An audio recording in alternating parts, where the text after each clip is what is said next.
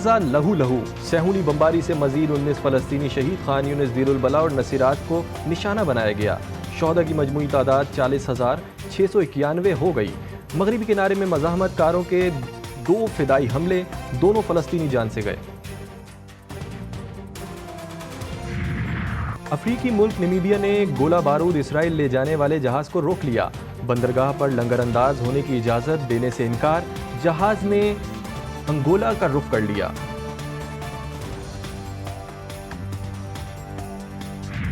سمندری طوفان اسنا کا رخ پھر گیا، بحیرہ عرب کے شمال مشرق میں موجود سمندری طوفان کراچی سے مزید دور۔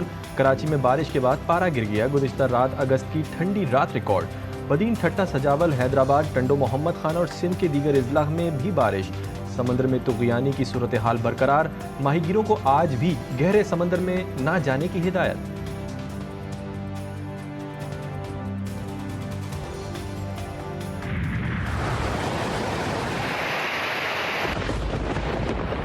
کراچی میں ایک طوفان کا خطرہ ٹلتے ہی دوسرا مضبوط سسٹم تیار۔ محکمہ موسمیات کے مطابق خلیج بنگال میں ہوا کا شدید کم دباؤ شدت اختیار کر کے ڈپریشن بن گیا۔ یہ سسٹم بھارتی گجرات اور راجستھان پر اثر انداز ہوگا۔ آئندہ 3 سے 4 روز میں مشرقی سندھ پر اثر انداز ہو سکتا ہے۔ سمندری طوفان کے اثرات، کراچی میں بادلوں کی دھواں دھار اننگز، کئی علاقوں میں تیز ہواؤں کے ساتھ موسلا دھار بارش نے جلتھن ایک کر دیا۔ ملیر، قائد آباد، سرجانی ٹاؤن، کورنگی، ناظم آباد، نارتھ کراچی، یونیورسٹی روڈ سمیت متعدد علاقوں میں بادل جم کر برسے۔ سب سے زیادہ بارش قائد آباد میں 39 ملی میٹر ریکارڈ۔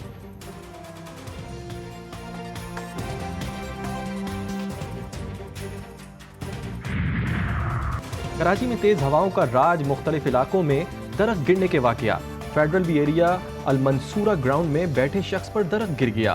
مختلف علاقوں میں درخت گرنے کے واقعات میں اموات کی تعداد 3 ہو گئی۔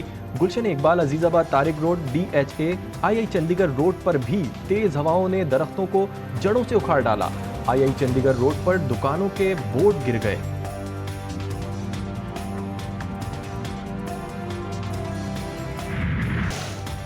سندھ کی ساحلی پٹی میں سمندری طوفان کے پیش نظر ہنگامی حالت نافذ۔ ٹھٹہ، سجاول اور کیٹی بندر پر کشتیاں ساحل پر لنگر انداز۔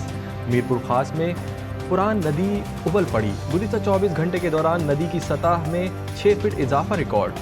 متاثرین سڑک کنارے پناہ لینے پر مجبور، راجن پور میں کوہ سلیمان اور درہ کہا سلطان کے آبی ریلوں نے تباہی مچا دی۔ بلوچستان میں صورتحال میں کوئی بہتری نہ آ سکی، ڈیرہ مراد جمالی، منجھو شوری سمیت دیگر علاقوں میں آبی ریلے آنے لگے۔ دریائے مولا میں طغیانی برقرار، مچھ ندی میں سیلابی ریلے سے تباہ گیس پائپ لائن کی مرمت کا کام شروع نہ ہو سکا۔ بولان میں رودی پل بھی ٹوٹ گیا، سبی کابو لان سے زمینی رابطہ منقطع۔ سندھ اور بلوچستان میں موسلادھار بارشوں سے ہب ڈیم فل، وابڈا حکام کے مطابق ڈیم کا لیول اس وقت 338.5 فٹ ہے۔ بارشوں کے ریلوں کے باعث پانی میں لہریں بننے سے پانی کا اخراج شروع۔ بارش کا پانی آتا رہا تو 1 سے 2 دن میں ڈیم کے اسپیل ویز کھول دیے جائیں گے۔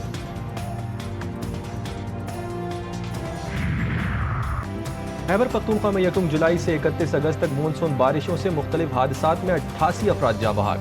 مرنے والوں میں 43 بچے، 19 خواتین اور 26 مرد شامل ہیں۔ 119 افراد زخمی بھی ہوئے۔ PDM رپورٹ کے مطابق بارشوں سے صوبے بھر میں 958 مکانات متاثر ہوئے، 260 مکانات مکمل تباہ اور 698 کو جزوی نقصان پہنچا۔ 7 اسکولوں کی عمارتوں کو بھی نقصان ہوا۔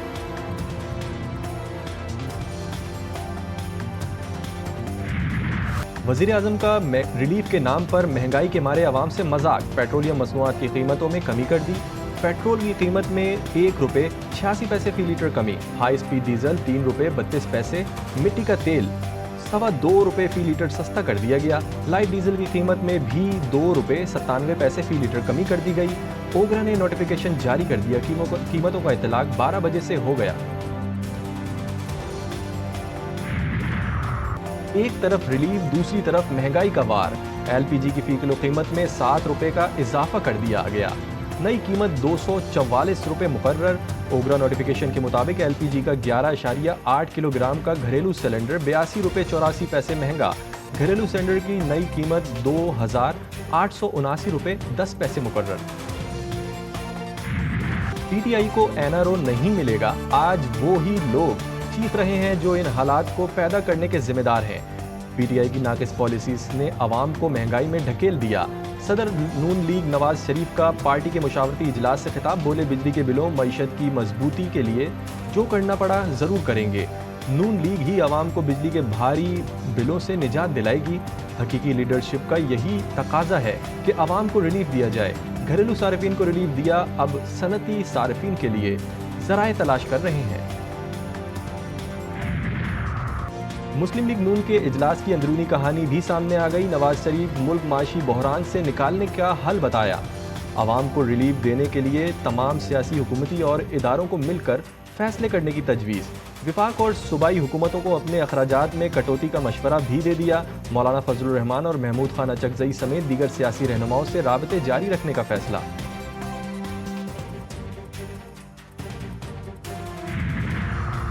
تحریک تحفظ آئین پاکستان کے سربراہ اور پی ٹی آئی رہنماؤں کی لیگی وفد سے ملاقات۔ بانی پی ٹی آئی کو جیل میں دستیاب سہولیات کے خاتمے پر رہنماؤں کا تشویش کا اظہار۔ محمود خان اچکزئی نے حکومت سے مذاکرات کی بات چھیڑ دی۔ ذرائع کے مطابق رانا ثناء اللہ نے جواب دیا کہ حکومت نے کبھی مذاکرات کے دروازے بند نہیں کیے۔ بانی پی ٹی آئی ہی حکومت کے بجائے اسٹیبلشمنٹ سے مذاکرات چاہتے ہیں۔ محمود اچکزئی نے پرانی باتیں چھوڑ کر آگے بڑھنے پر زور دیا۔ تحریک انصاف کا مذاکرات کے لیے حکومتی کمیٹی تشکیل کا خیر مقدم۔ Chairman P T I barrister Gohar نے کہا کہ ہم نے مذاکرات کا اختیار محمود خان اچکزئی کو دے رکھا ہے۔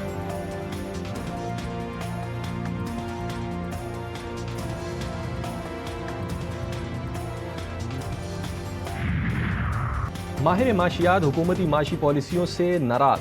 ڈاکٹر کیسر بنگالی نے 3 حکومتی کمیٹیوں سے استعفیٰ دے دیا۔ ڈاکٹر کیسر بنگالی نے استعفیٰ وزیر خزانہ محمد اورنگزیب اور سیکریٹری کابینہ کامران افضل کو بھجوا دیا۔ ڈاکٹر کیسر بنگالی کا کہنا ہے کہ معیشت تباہی کی طرف جا رہی ہے۔ معیشت قرضوں کی وجہ سے وینٹیلیٹر پر ہے۔ IMF اور دیگر ادارے قرضے دینے کو تیار نہیں۔ پبلک اکاؤنٹس کمیٹی کے چیئرمین کا انتخاب 15 ستمبر کو ہوگا۔ تحریک انصاف کی قیادت شیخ وقاص اکرم کے نام پر بضد۔ پارٹی کے کچھ اراکین وقاص اکرم کا نام تبدیل کرنے کے حامی۔ عامر ڈوگر، ریاض فتیانہ، خواجہ شیراز بھی دوڑ میں شامل۔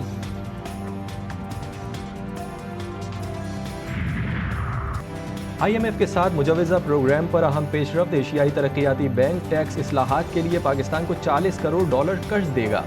اس قرض کے تحت ٹیکس نیٹ میں اضافے کے لیے اصلاحات پر عمل درآمد کیا جائے گا۔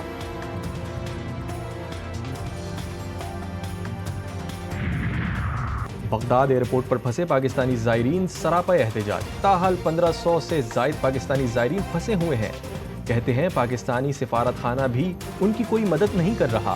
ایئر لائن انتظامیہ نے کئی زائرین کے پاسپورٹ غائب کر دیے۔ ایئر لائن انتظامیہ نے 3 روز سے کھانا اور پانی بھی نہیں دیا۔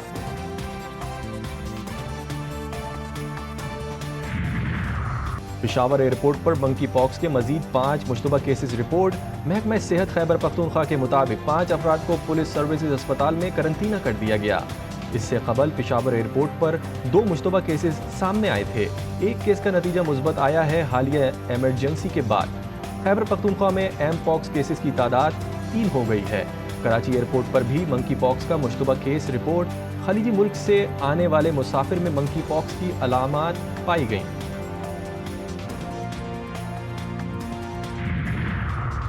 کراچی کے کارساز روڈ ٹریفک حادثے کیس میں پیش رفت۔ ملزمہ نتاشا کے نشے میں ہونے کی تصدیق ہو گئی۔ پولیس نے ملزمہ کے خلاف ایک اور مقدمہ درج کر لیا۔ منشیات کے استعمال کی تصدیق ملزمہ کے حاصل نمونوں سے ہوئی۔ ملزمہ کی میڈیکل رپورٹ تفتیشی افسر کو فراہم کی گئی تھی۔ ہری پور میں 4 افراد ذبح۔ پولیس کے مطابق تھانہ مکھنیال کی حدود میں نامعلوم افراد نے مکان میں سوئے افراد کے گلوں پر چھری چلائی۔ سفیر اور صغیر نامی باپ بیٹے موقع پر دم توڑ گئے اور جمیلہ خاتون اور عدیل زخمی ہوئے۔ غزہ لہو لہو، سیہونی بمباری سے مزید 19 فلسطینی شہید۔ خان یونس، دیر البلح اور نصیرات کو نشانہ بنایا گیا۔ شہداء کی مجموعی تعداد 40,691 ہو گئی۔ مغربی کنارے میں مزاحمت کاروں کے 2 فدائی حملے، دونوں فلسطینی جان سے گئے۔ افریقی ملک نمیبیا نے گولہ بارود اسرائیل لے جانے والے جہاز کو روک لیا۔ बंदरगाह पर लंगर अंदाज होने की इजाज़त देने से इनकार, जहाज ने अंगोला का रुख कर लिया।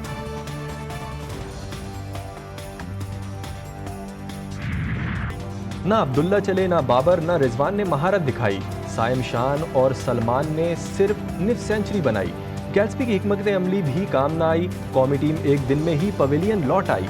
बांग्लादेश ने टॉस जीतकर पाकिस्तान को बल्लेबाजी की दावत दी। दूसरे टेस्ट के दूसरे रोज कौमी टीम 274 रन्स पर ढेर हो गई। बांग्लादेश के मेहदी हसन मिर्जा ने 5, तस्कीन अहमद ने 3 पाकिस्तानी बल्लेबाजों को पवेलियन की राह दिखाई। नाहिद राना और शुकेबुल हसन ने भी एक विकेट हासिल की। मेहमान आज फिर अपनी पहली नामुकम्मल इनिंग्स का आगाज करेंगे।